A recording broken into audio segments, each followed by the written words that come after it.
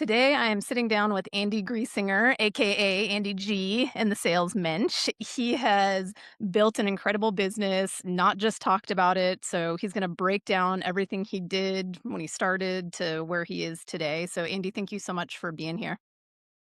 Thank you for having me. You've Let's known me let since I was a little real estate baby. I know. I still think you're adorable. I adore you. I hope you know that. You have always been the man you are I see in front of me today. That's how I always saw you. I hope you know that. I Where you appreciate that. you always you always did what you said you were gonna do, and you always took action to get there, and were 100% accountable to yourself. It's very rare, and I think that rarity shows up in what you've built. Tell me, 2025, what did you do? Give me the rundown of production, team, and all that good stuff. So 2025, we we adjusted our team a little bit. We went through a lot of change within the team. So I'd say it was really like three agents that were doing business like consistently through the year. We finished at 168 transactions for $103 million. Incredible. And I did about almost just a hair under 70 million of that.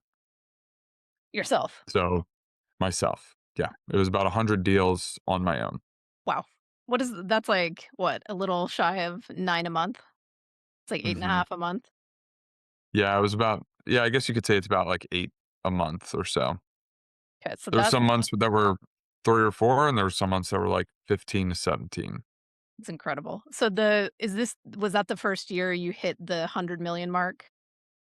Yes. Oh, yeah. That's a I mean, how did that feel? Well, it depends if you ask Uncle Sam, if we're talking about taxes, it's the worst thing in the world, but overall, I mean, it was awesome. Like, it was just really cool, like, being able to grow and go through the year and continue seeing the business keep getting bigger and bigger. I mean, you go through the spring and we have the spring rush and you wonder like, how am I going to be able to replicate that ever? And then you get into the fall and like I had a few big deals that came together at kind of like the same time in the fall, which it's hard work, it's a little bit of luck, it's a little bit of everything, and it made for an insane Q4, and now I'm just chasing that. Yeah, and then tell me remind me too, like, that you did that series of big deals all at once. How much production was, like, encapsulated in that? Just in those few deals, it was like 18 million in a couple weeks. Yeah, so not only have you blasted the doors off of a $10,000,000 agent, you can now do 10,000,000 in about a week or 2. So, I did let 11 million in one day with 2 deals. yeah, let that sink in. Like, that's Mm. and it's like, I hope you realize, like, how incredible that is, and it's just like, let that sink in when it was like when you first start, it's like 10,000,000 in a year feels like a far off stretch, and now you're like 1 week or 1 day, excuse me, 1 day. It's incredible. One day, I can tell you the exact number, it was $10,850,000 in Cool. one day. I love that. So tell me, what is the plan for 2026? Like, what are you projecting? What are you working on? I mean, honestly, like, I set goals a little bit differently because I just honestly like to keep my foot on the gas and just keep going and answer the Yep. phone, and I'm very quick to do everything I can. Um, so the goal is just to beat last year, honestly. I mean, we've got a really solid team. I This is like my favorite, like, iteration of the team that we've had. Like, it's just so exciting. Everyone is pumping out a lot of transactions and doing a great job with their clients. And I just think that, like, that we're set for a huge year. I mean, we're already closed and pending. It's March 31st. We're already at 66 transactions and 37 million closed and pending right now. Yeah, you're set up to blow the doors off last year. I hope. I Yeah, because mean, we haven't I even I hope. mean, spring just started. Yeah. Q1 was a little slower for us this year. It was pretty comparable to like 2024 and 2023. So we didn't get as off to as hot of a start, but we're certainly making up for it. And we've got a couple agents on our team that are just dominating right now, and they're having the best year they've already had. And it's crazy to have a front row seat to that. And so Oh, that's like it's shout out really to Garrett. I was looking on his IG stories the other day, and it was just like deal, deal, deal, like super high price points. So yeah, you're doing something right with Yeah, multiplying. and Luke on our team has probably done the most deals so far this year. I mean, he's crushing it. And then we've got Jacob and Jaime who are also just Yeah, pumping out way more deals and way more business than they've done before. So it's like those 4 guys that are all full-time. We've got a part-time guy as well who he's learning a lot right now, but, like, all of the full-time agents that we have right now are just crushing it. yeah, And I think that it's gonna lead to a big year. At least yeah. I hope. It is too, Andy, and that's something else about you that people need to know is you're a multiplier. So not only are you able to create your own gigantic book of business, you're also able to kind of multiply and propagate that out to a team. And that's a skill. I hope you know that one too. Like that, because you look around, there's a lot of people that can personally sell a lot of production, and there's very few people that can replicate that to a team. And watching you do that is it's really special. Well, thank you. It's It's cool. been fun. It's exhausting, but Yeah. it's fun. Yeah, it is. Tell me, what was your first year you hit 10,000,000 in sales? So I got into real estate in March of 2017. Um, and I did about 3,000,000 that first year, which is pretty I mean, I'd say That's that's pretty good above considering average, yeah, yeah, like my first closing was end of June, so it happened relatively quick. And then 2018 was 7,000,000. And then those 2 years I was on the team. yep, And then the very beginning of 2019 was when I went solo and did 12,000,000. So I went from not only from 7 to 12 that year, but I went from being on a team, having splits to going solo. And that was the first year where I want to say that was also the first year where I had broken over 6 figures as well. yeah, And that was where I was like, okay, I think I can do this. yeah, Like it took a couple years and doing 12,000,000 in 1 year was when I was like, okay, I I can do think that. I can do this. Uh, And I think that's honestly, Andy, I think that jump from, like, a team to solo production and having to set up everything on your own, I and you may agree or disagree, I honestly think that period is harder than what you're doing now. yes, because being solo is a different beast. Yeah, It's way harder than people give credit to other solo agents for, because I think that people don't realize how many things you have to pay for when you're a team lead or a solo agent. And I think that just having the camaraderie of the team is way more valuable than people put value on. Um, so yeah, 2019 was a very busy year. It was a good year. I'm like looking at some of these deals that we did, and I want to say the with doing 12,000,000, the largest deal that I had done that year was like 520. So it wasn't a lot of yeah. big deals. It was 12,000,000 with an average of a $295,000 average. So that's the It other was thing w too, it's like, it's possible, right? Like, people think you need these, like, super high price point sales, and it's like, nope, you need a lot of base hits and just do them consistently. But yeah, I mean, for funsies, what is your career high? What's your career high sale price point? $7,450,000. So, yeah, that's fun. That's a And fun that same day I closed a, $304,000,000 or $3,400,000 deal. yeah. So you I mean, you ca okay, so that's kinda where you are, and then going back, it's like, what do you think kind of, like, mentally, emotionally, like, how you look at your business, like, because it's a break like, that once you break that $10,000,000 the $10,000,000 ceiling, in my opinion, is the hardest to break, and then once you do it, it's like, off you go. It's like, you can do it as big as you want from there. But Mm. what do you feel like changed in you? I'll tell you, one of the pieces of advice that you gave me when I was on your team, in the first year or 2 has stuck with me, and it honestly, like, for better or for worse, has really impacted how I go about my business.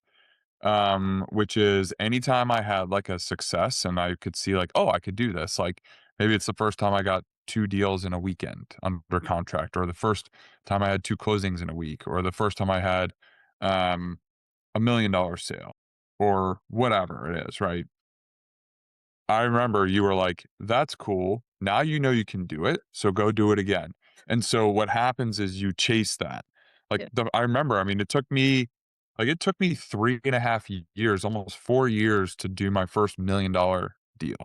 And Right. I always said whenever that happened, I was buying myself a Rolex to treat myself. Like, it's not the smartest financial decision. This one actually turned out pretty well, um, because the value of them have gone up, and that is this, and I wear it almost every day. Um, I've gotten other watches since then, but, like, and not for every $1,000,000 sale.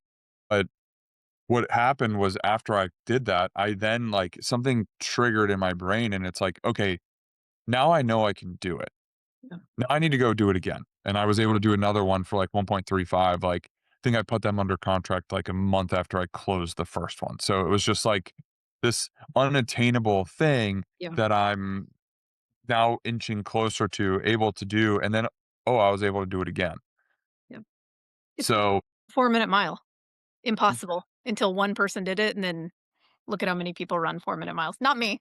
Not yet. yeah, I'll never do that, but But it's that analogy, the 4-minute mile. It's like now you've shown yourself what's possible. And the cool thing you do, you've also if you wanna talk about, like, your watches and your suits, like, and even your whiskeys and stuff that you do, it's like you have these traditions, and it's like you're a Jewish guy too, so I think there's part of that is, like, to me, Judaism is one of the most beautiful religions as far as the community and the traditions of it, and I think you have really done a nice job of creating your own real estate traditions for yourself.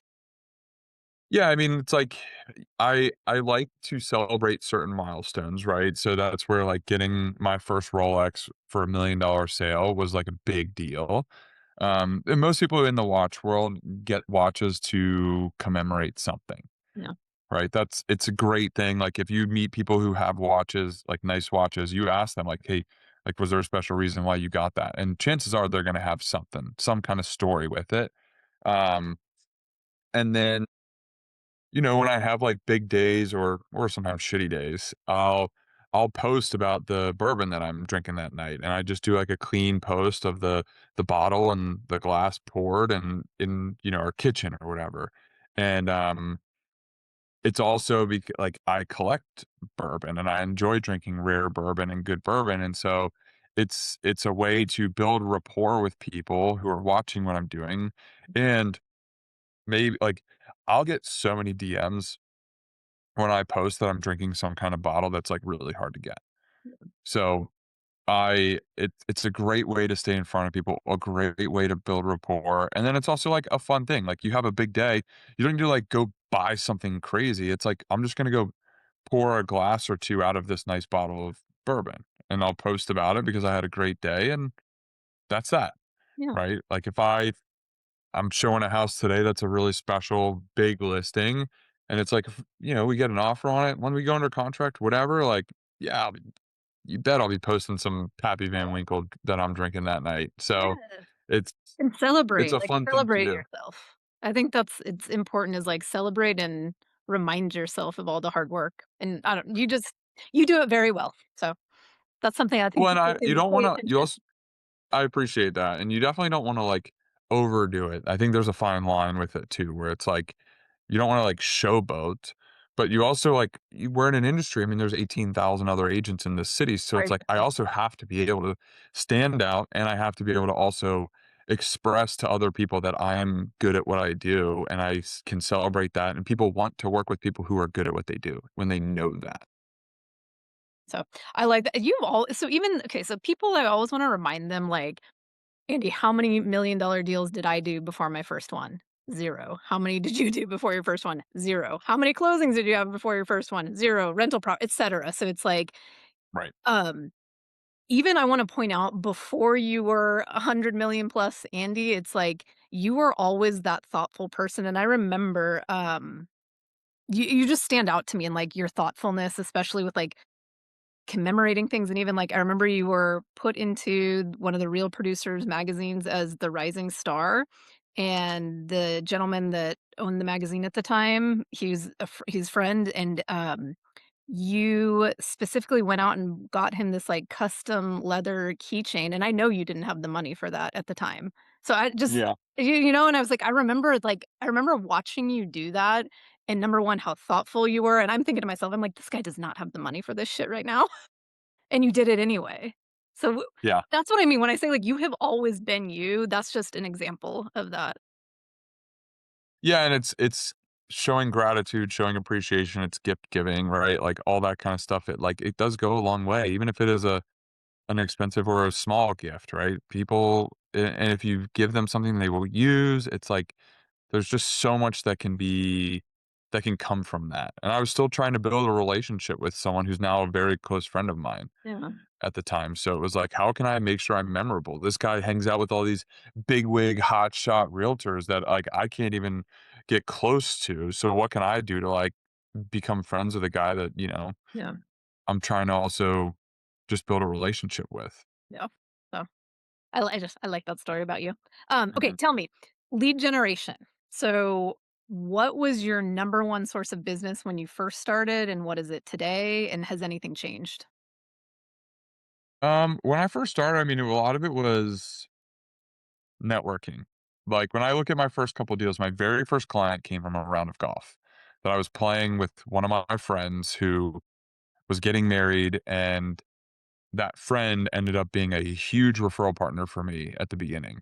And they've been phenomenal clients and they've sent a lot of friends of theirs to us. And so that was a big way that I kind of got started. Um, we had some online leads and I was like fielding some different leads from the team and whatnot, but like the majority of it was just honestly was some of my network, and then I was doing a ton of open houses. Tons of open houses, and I realized pretty quickly that I was good at getting foot traffic, but I was not good at converting, and so I at the same time was starting to realize that, like, my sphere at the time was, like, we were all in our late 20s, everyone's starting to get engaged and married, and so it was like, if they're all getting ready to start buying houses, like, maybe instead of standing at an open house while my friends are at the brewery or playing golf or going to a concert, like, I need to just be in front of my friends Yep. and be in front of these people and then start meeting some of their friends and getting introduced to people that they work with and people that they're friends with and all that kind of stuff. And so, yeah, I mean, I'm looking back at some of these deals and some of them were investor meetups too. Like I was trying to get in with some different investors at the beginning. Um, so it was kind of like spraying and praying and hoping that a lot of these different places that you could get business would bring some business. And so nothing was like super, super solid yet at the time, but like I did a lot of stuff with Virginia Tech. I do a lot of stuff in the Jewish community. And so those started kind of coming to fruition a little bit like that couple years in. Um, and then I started really getting intentional with social media as well. So that way I could try and express how credible I am to a larger audience, right? Because social media is a billboard, right? Every time you open up Instagram and you see something of mine, like you're driving right by my billboard. So that's where I really got intentional with social media. Um, and it's been great. Yeah. I remember for you too, like, so you were already doing a bunch of open houses. You've always been a golfer, so you're out doing that. Like, you're a friendly guy. I remember how jazzed you were when you got your Virginia Tech koozies and hosting, like, you were paying for what the keg of beer at the bar and Yeah. would meet up. But I think that's important to know that you had already had a pretty a pretty good foundation. Yeah, it's like I just remember like you like I mean I've never seen somebody happier about a koozie than Andy Griesinger with his Virginia Tech. I think it's just like but I like that about you too because it's like you show people that you're excited and passionate, and I think that's also something that you do well is you're not afraid to show the emotion behind it. And the other thing too, I remember when you're like, "I'm gonna get into social media," and you even hired your friend as a coach. He helped me. He also helped Allison with some stuff. And just like you were always very intentional about social media and it was never an accident. And you already had a foundation of who you were. And I think people miss that memo is like you already had some tailwinds behind you before you started it. Yeah.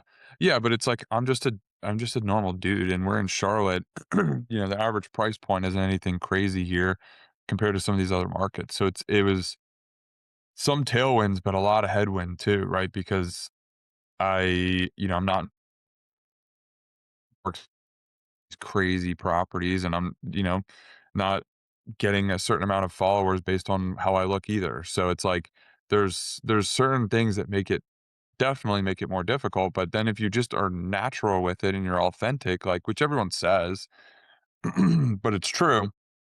If you're just authentic with it, like it can perform great for you because people are watching. People are always watching. Like I've gotten some of my biggest deals and clients and friendships because of social media, and a lot of those people sent me a DM because they've been watching for 6 months or a year or whatever it was.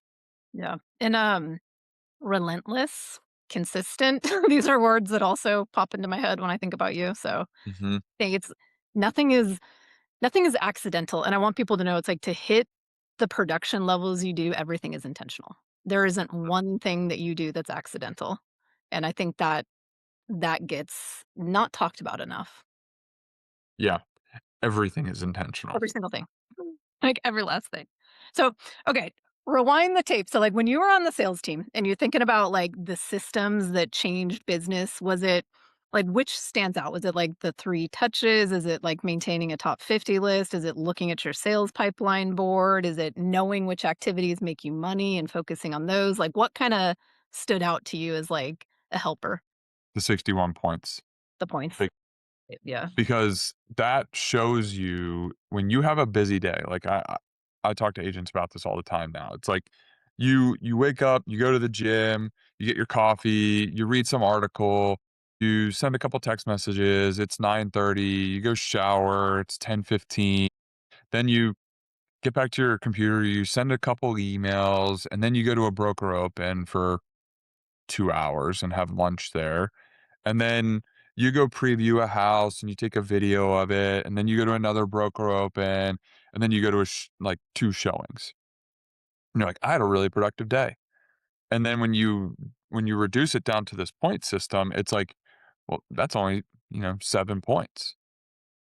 And if you're supposed to get 61, which I don't know who came up with 61 or how you came up with 61 or what, but if you're at 7 of the 61, like, you might get lucky, but, like, you can't expect to grow a business and to have success if you're not even getting close to that, Yeah. compared to the person who makes 80 phone calls every single day or door knocks or does anything that is like the biggest thing that helped me was it gamified what I was doing every day and showed me what was actually going to move the needle to make money, and it rewired my brain on how to think about what I'm spending my time on, because I'll never forget getting set up on like my Zillow profile, my Google profile, all those things. You told me you were like, they're one-time things. Like, do it and be done. And then stuff like website, it's like set it up and be done. Like you don't want to waste time. Like where on 61 points does it say working on website design? Like it's not Nowhere. on there. It's not on there. You'll love this, Andy, too. Instead of points, I changed it to weight, and this is specifically for my, hotshot men, that I that I like Yeah. to coach. So I'm like, "Oh, you only lifted 7 pounds today? What's wrong with you?" I'm like, "The rule is, like, 61 pounds." So it's like I've done that little I meant to tell you that where I was like, "Oh, I changed it to weight," and I was like, "You need to lift 61 pounds every day." I'm like, "I know you Mm, can do that and more." So that's actually been like a change, but it's focusing on the things that make you money is what it's all about, and not wasting your own time with it's that busy, not productive thing that I see a lot of agents get in a trap of. yes. Yeah, and, that's where it's like it's good and bad, right? Because there are certain things that I have to do now that I don't want to, and I despise doing some of these things because I'm just like, "This isn't making me money right now," and, like, I need to just keep pushing along on that. I don't wanna take an hour to do something else. It's like, I it's good and bad, but at the end of the day, it's created a mindset and it's wired my brain in such a way that, like, has allowed me to continue to grow. Yeah. I'm always kinda like, "Why are we doing this? This doesn't make money. Please stop." O Mhm. or time constrain it, right? You remember, like, from KW, they're always like, "The job will expand to fill the time that's allowed," and I'm like, "Yes." Like, do your Zillow profile in 15 minutes, please, and be done with it. Like, you don't need to Mhm. spend 15 days on it. Right. I couldn't agree more with that.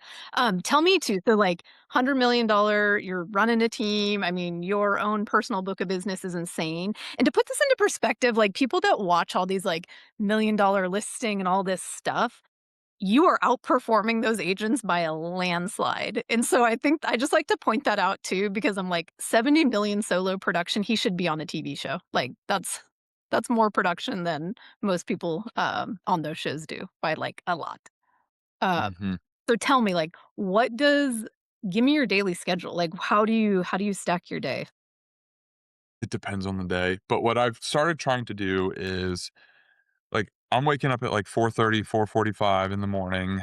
I'm walking into the gym, like, 5:15, 5:30 in the morning, and I'm trying to walk out of the gym by, like, 6:35, 6:40, so then I can get home, take care of the dog, make some coffee, all that kinda stuff, and I'm, like, able to sit here at my desk by, like, 7. And in a perfect world, I'm grinding from like 7 to 7:50 or 8 o'clock in the morning, just uninterrupted, catching up on whatever's in my inbox from the day before, setting stuff up, playing around with Claude for something, like whatever it may be. But I'm like uninterrupted, like pushing through, especially like administrative type stuff. Just things that like you need to be able to get in that groove. And so do that. And then I'll go, shower up, take care of the dog again, like kind of get ready for 9 a.m. Because that's usually when meetings and things start. And that's like my phone starts blowing up like 7:30, 8 o'clock in the morning. And so, but like what I'm doing while I'm at the gym is I'm responding to everybody who texted me that night before and anyone I'm thinking about texting, like all of those, I'm scheduling texts. Yep. So I might be in between sets and I'm like, oh yeah, I need to text Marissa. It's like, let me just tee this up, send her at Yeah. 9:05 in the morning Yep. or 8:30 or 9:30 or 10, depending on like what it's about. And Yep. so that's kind of like the morning. Um, and then most days I try to not have many meetings first thing in the morning because that's usually when I get blown up and I get behind right out of the gate. Like I'm behind. It's And yeah, and my anxiety goes crazy. And so that's where what I try and do is give myself that 9 o'clock time block, especially now, like I've blocked it on Mondays. Like 9 a.m. Mondays is insane. And mhm. so Mondays, I typically have Zoom calls and stuff all day, unless like yesterday I was out and about all day. Um, and so I try to block certain time just to be at my computer. Um, but I really try to give myself computer time at the beginning of the day and then go out for some meetings and then give myself some more computer time before I'm back out for other meetings. Easier said than done, but, like, that's what I try to do. Now, I used to always try and do the least amount of computer time possible and just being in front of people all the time. So it started shifting just because now I've got people on the team who can go places and do things as well. Um, we've got operation staff so that I don't have to, like, be at every appointment for everything. And we've got agents who can help with some showings, but, like, today I've got 2 big listings that we've got photo shoots for, so as soon as we're done this, I'm driving to one, then driving to the other one, and then I've got a showing that I have to do personally at our bigger listing that we've got active, so I'll be driving over to that, and then, we've got a twilight photo shoot for another big listing. Literally all 4 of these are seven-figure listing, and it's like, I've gotta be at the twilight shoot because I missed the normal photo shoot, so I'm gonna do my video during this twilight shoot tonight. So it's like, in about 30 minutes, like, I'm out for the day until, like, 7 o'clock. So, sometimes I'll get a driver, sometimes I just suck it up and hope Yep. for the best and hope it doesn't turn into too much craziness, but what I've tried to get better at is giving myself some time in between meetings and not just going back to back to back to back to back. So Yeah. that way you can catch up on things because otherwise you'll never catch up or you're catching up, which was me last night at from 8:30 to 9:30 on my couch. And then the problem is you start reaching back out to people because you said you would do it that day. And sure, you did it that day, but They start boy, did responding. you and then they start responding to you. And then it's like then you're in this vicious cycle of like when do you stop? Yeah. It's a learning process, and it's like it's like new levels, new devils, and so I love the protected morning for your health and your wellness, both of it, because the protecting the morning to do the emails and the responding, that is protecting your mental health because it's like it just causes anxiety, right, if you're out and about and know you've got all this stuff stacking up, so I think that's a Mhm. good pro tip. So tell me, if you if somebody is listening and they're stuck in that 4 to 8 million kind of range, what would you force them to do in the next 90 days to get their production up? I would take a serious look at, like, where your deals are coming from and see where you're trending. Are you trending towards online leads? Are you trending towards Sphere? Are you trending towards this one friend group in a Sphere? Are you trending towards this work group that you used to work with? Whatever it is. It's like, and it's not just because, like, it's hard to just put it on paper. It's not just like black and white when you can feel that, like, a couple people have bought with you and then, like, you're working on a couple others and you think they're coming through, like, it's not going to show up on paper, but, like, that's why I say, like, what are you kind of trending towards? And so that was where, like, when I sat down, I figured out, like, all right, well, open houses aren't really working. And I can feel my sphere starting to kind of like get a little more serious Yep. personally and professionally. And so it was like, maybe I need to just like position myself in front of that. And that helped. I mean, I don't think it was like an immediate shift, but I do think also that, like, if you start putting in the right actions, that you will see the results of that, even if it's from something totally irrelevant from what you're putting the work in for. You might see something else that's happening that you didn't anticipate because you're putting in the work. Yeah. Okay. I So do believe in, like, the real estate gods and the karma that comes with, like, putting in the work because it you start making a bunch of calls on one listing, and then one other one that's been sitting for forever all of a sudden has an offer, and you're like, "How'd that even happen?" okay, so a source report. So somebody like source report, look at the threads, and then kind of cut all the stuff that isn't working and double down on what is working. Basically, focus. I'm not a fan of necessarily saying to cut what's not working because it could still work, Yeah. but if you're spending money on it, maybe you cut it. But if it's something that you're not spending money on but you enjoy it or whatever, it's like I don't believe in just cutting things off, which has helped and hurt Yeah. over the years. But I'm a big fan of, like, looking into, like, just looking at, like, a trend. Where are things trending? A and here's the other one.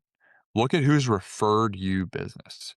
Who has said, "This person that I work with is getting ready to buy a house, and I told them they need to call you." And then you sell them that house. Like, who are those people? Those are your best people to just love on. Yeah. And go see them, go hang out with them, go get coffee with them, get drinks with them, do something on a personal level with them because they're the ones who are actively activating, actively advocating for your business. Yeah. And I'm a big fan of uh, expressing gratitude and showing how grateful you are for those people who are, like, literally pushing your business along. Yeah. Yeah. It's like, lean in on the people that lean in for you. I like that. All right, Andy. So you can give this next one to me as as real as you want. So when somebody's thinking about coaching with me, who would you say it's for? And then who would you say it's not for? I think coaching is definitely big for people who are trying to get to the next level, right? If you feel stuck, coaching is a really, really good thing. Um, I think that people who are brand new, coaching could be good, but I think being on a team is better Agree. for people who are brand new because you do get coaching through being on the team and you don't have to pay for it, right? Because the biggest thing is I think coaching is, you could argue that it's not for someone who is scared of paying it, but you could also argue that it's best for those people because it's a scarcity mindset and they need to just pay for the coaching, which will get them more sales, which will make them more money. So it's hard to say who I think it's, like, really not for because there's also people who are on teams that it's great for coaching's great for them. Yeah. Um, I think coaching is not good for someone if you don't mesh well with the coach. Right. I think because that will make all the difference in the world. If you don't like that coach or you just something's not working where they're advising you to do stuff and you're just not doing it, I think that's when it's not good Yeah. because you're just wasting money and you're wasting their time and your money. But I think for anyone who's trying to get to a new level, coaching is huge. I mean, and you look across all sports, across everything, everyone's got coaches in business, in sports, in everything. So no one should ever be too good to have a coach either, right? I mean, I've got 4 right now. Mhm. And, like, for not all for business, but various aspects of my life. For all different kinds of things. Yeah, I mean, sure, we can all use ChatGPT and stuff like that, but it's like it's different when someone actually gets to know you and your business and understands like what can make you uh excel. Yep. Yep. I love that. Well, Andy, I could talk to you all day long and you know and you know that, but I know you got stuff to do and I appreciate you being on here and I just your path from where I met you to where you are today, it's jaw-dropping and also not a surprise to me because you like I said, you've always been the Andy that I see today and the reps and the consistency. So if somebody wants to send you and the team a referral in Charlotte, follow your work, you're excellent to kind of see what's going on with social media. How should they get in touch or find you? Usually the easiest thing is Instagram. My Instagram handle is AndyG_realtor. I would say that's probably the easiest way. Otherwise, you can go to our website. It's andyre.com. You can register on there, and we will be reaching out quick. Yeah. Very quick. That's it, the quick and the persistent. So, all right, give him a follow, check him out. He's awesome. And if you're ready to hit a $10 million plus business, I will link our coaching community in the description, and I will see you in there. And thank you so much, Andy. Thank you.